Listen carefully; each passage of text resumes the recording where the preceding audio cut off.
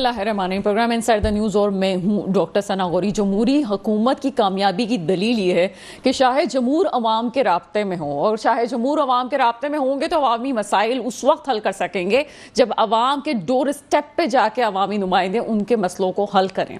लेकिन हम जमहूरियत का राग तो ज़रूर अलापते हैं, लेकिन उसकी बाकायदा तौर पर उस निज़ाम को सही तरह चलाने में हमें बड़ा मसला होता है। किसी भी माशरे में अगर आपको जागीरदाराना मुनसिफाना निज़ाम लाना, जागीरदारा निज़ाम से छुटकारा पाना है, सरमायादाराना निज़ाम से छुटकारा पाना है, और आपको पैसों की सही तरह से तकसीम के अमल को लाना है, और आप दिल से ये चाहते हैं कि ऐसा हो जाए, तो आपको बल्दियात की तरफ जाना पड़ता है। कराची जैसा शहर जिसमें हर वक्त तनकीद ज़रूर होती है, लेकिन ये वही शहर जो पाकिस्तान में मईशत की रीढ़ की हड्डी है। यहाँ पे रहने वाले, यहाँ के मसाइल को हल करना, यहाँ के लोगों को देखना पाकिस्तान की अव्वलीन तरजीह होनी चाहिए। रोते धोते हमने बल्दियाती इलेक्शन जरूर करवा लिया, लेकिन अब भी पहले तो ये था कि मेयर कौन होगा कौन नहीं होगा। इलेक्शन होते होते भी रुक भी गए और फिर भी हो गए, लेकिन अब भी मसले ये हैं कि अवाम के नुमाइंदे अवाम के मसाइल हल नहीं कर पा रहे। जब अवाम उनसे पूछती है कि मसले हल क्यों नहीं हो रहे, तो पता चलता है जनाब फंड्स की तकसीम का मसला है। अब तो फंड की तकसीम में पहले ही बात की जा रही थी कि वही पार्टी आ जाए जो सिंध पे इक़्तिदार कर रही है, उसी के नुमाइंदे आ जाए तो शायद फंड मिल जाए। आज तो वो लोग भी रो रहे हैं जिनकी हुकूमतें हैं सूबों में कि उन्हें फंड नहीं मिल रहे।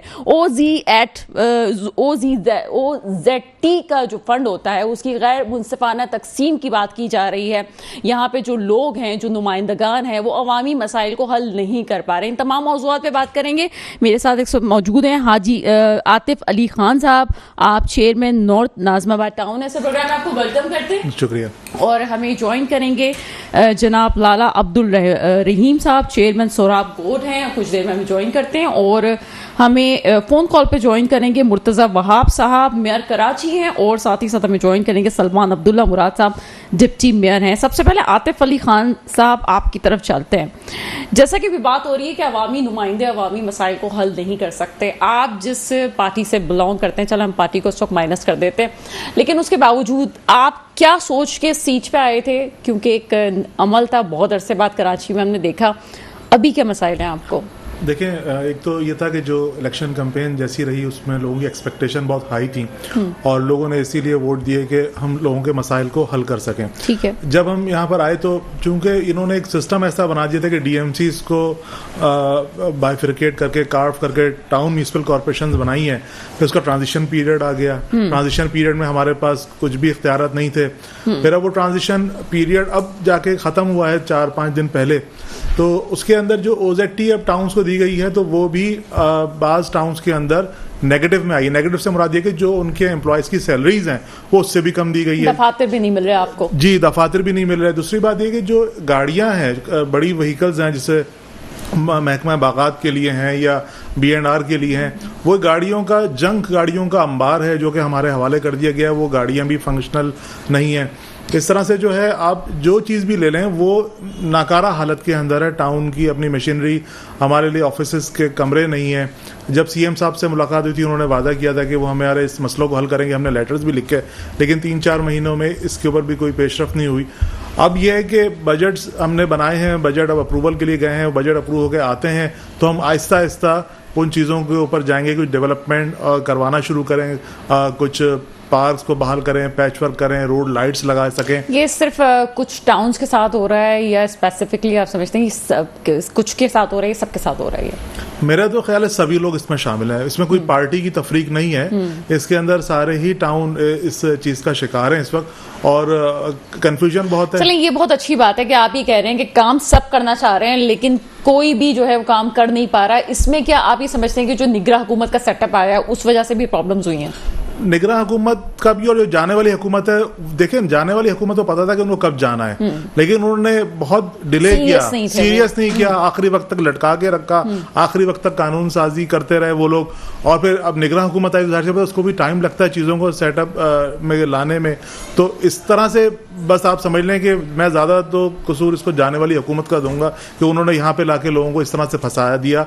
अब देखें लोगों की एक्सपेक्टेशन, चाहे जो महकमे हमारे अंडर आते हैं या नहीं आते, लोग आके हमसे उसका सवाल करते हैं और हम ही को उसका जवाबदेह होते हैं। फिर वो उन महकमों की भी कारकर्दगी का सवालिया निशान है जो हमारे अंडर नहीं आते, जो कि डायरेक्ट KMC के अंडर आते हैं।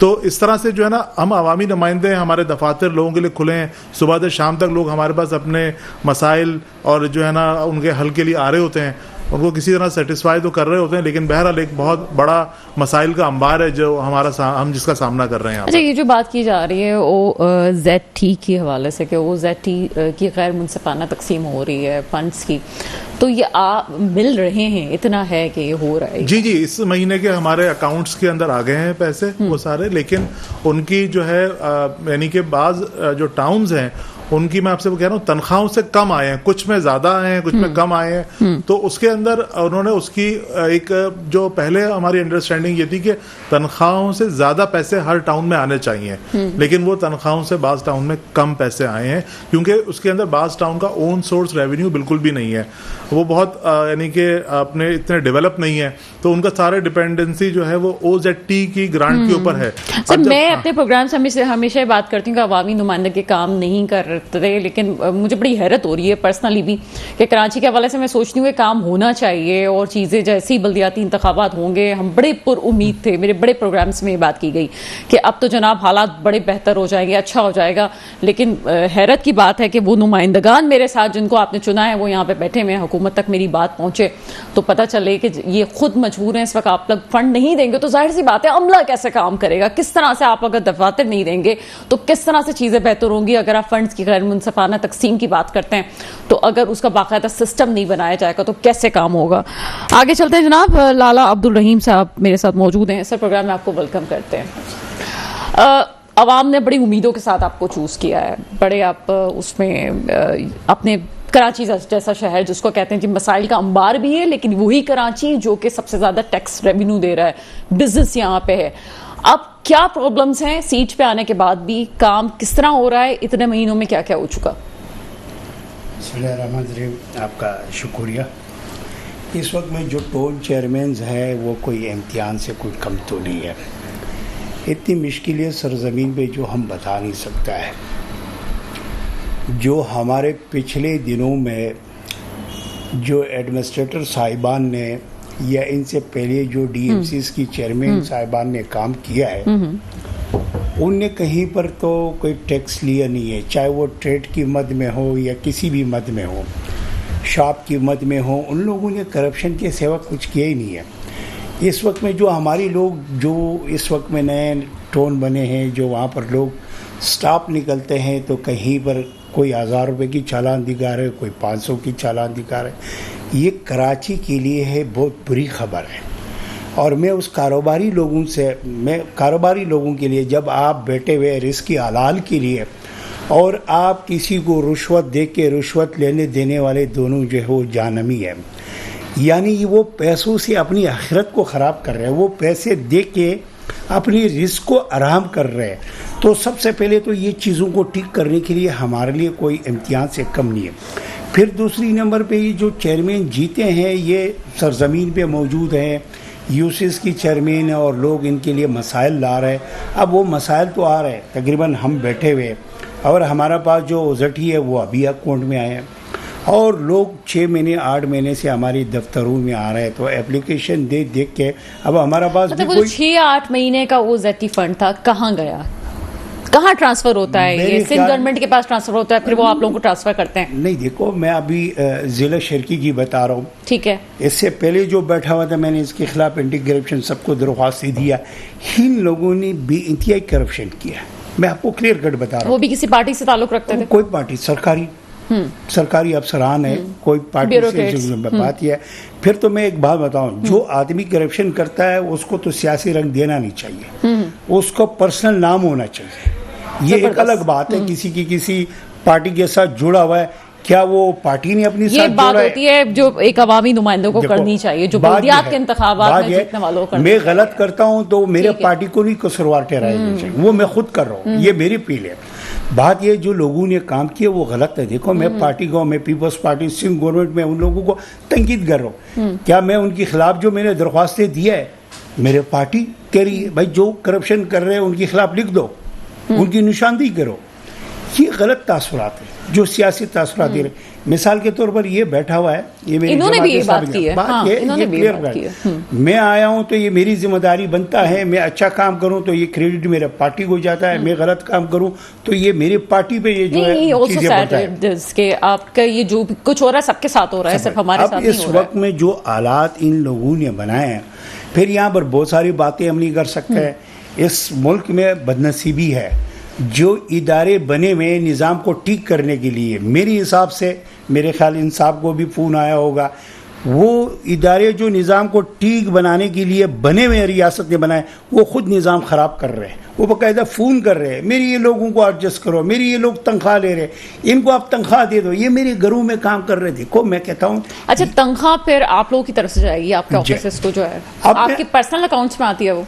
अब आइए, ठीक है, अब आइए पर्सनल अकाउंट्स में। अब मैं आपको एक बात बताता हूँ, मेरे पास 257 मुलाजिम आप लोगों को आप लोगों की सैलरीज मिलती है टाइम पे?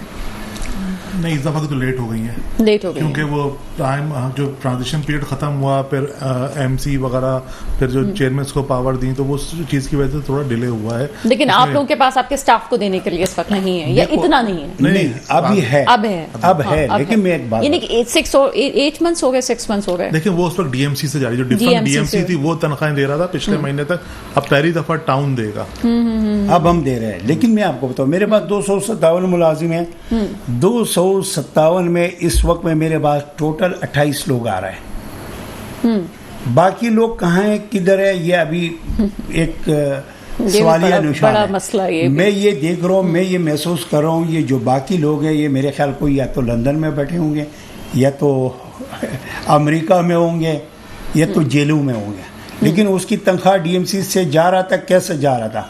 मैं कहता हूँ पूरा कराची में इस चीज़ की इंक्वायरी होनी चाहिए।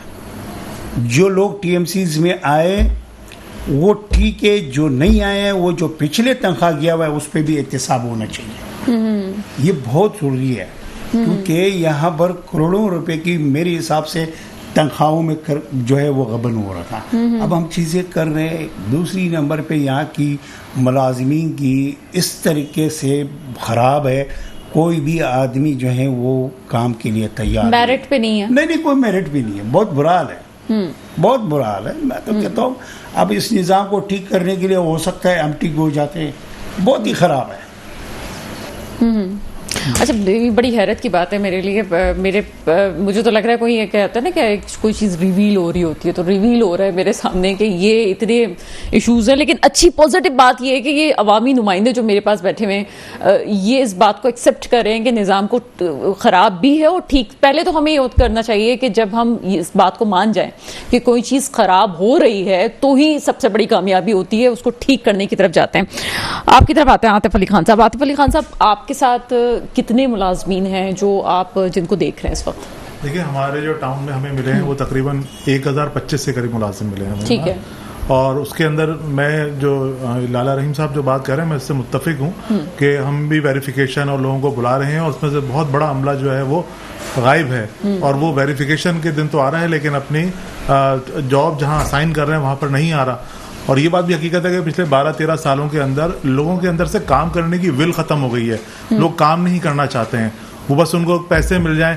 तो अब जो लोग काम नहीं करना चाहते हैं उनसे कैसे काम करवाया जाए उनको लाकर, और यानी कि पूरा एक सेटअप ही इस तरह का है कि काम नहीं करना है ना। और ये जो बात है वो बात बिल्कुल सही है कि जो अफसरान का वहाँ पे गठजोड़ मौजूद है ना, वो ऐसा है कि जो कि मफादात के लिए है, वो किसी पार्टी से ताल्लुक़ नहीं रखता। उसमें मुख्तलिफ तरह के लोग सब एक जगह इकट्ठे हो गए हैं अपने मफादात को बचाने के लिए। और जो रेवेन्यूज जो सबसे ज़्यादा कॉम्प्रोमाइज़ हुए हैं पूरे कराची के, वो इन्हीं वजह से हुए हैं कि वहाँ पे सही तवज्जो नहीं दी गई उनको कलेक्ट करने के लिए, जिसका हम लोग अब फेस कर रहे हैं कि टाउन्स की अपनी ओन सोर्स रेवेन्यू और रिकवरी वो ना होने के बराबर है। और टाउन की अपनी ओन सोर्स रिकवरी और ना होने के बराबर है। आप किस तरह से चीज़ों को सही कर सकते हैं? अगर 18वीं तरमीम आप कर चुके हैं तो ज़रूरी तो नहीं है पाकिस्तान अगर 4 सूबों को दे रहा है तो फिर सूबों की अपनी क्या जिम्मेदारी है कि वो अपनी चीज़ों को बेहतर करें। जाहिर सी बात है, आप जब तक इनकम जनरेट नहीं करेंगे, जब तक मुनसिफाना तौर पर चीज़ों को लेकर नहीं चलेंगे, हालात बेहतर हो नहीं सकते। एक छोटा सा ब्रेक है, ब्रेक के बाद मजीद बात करते हैं।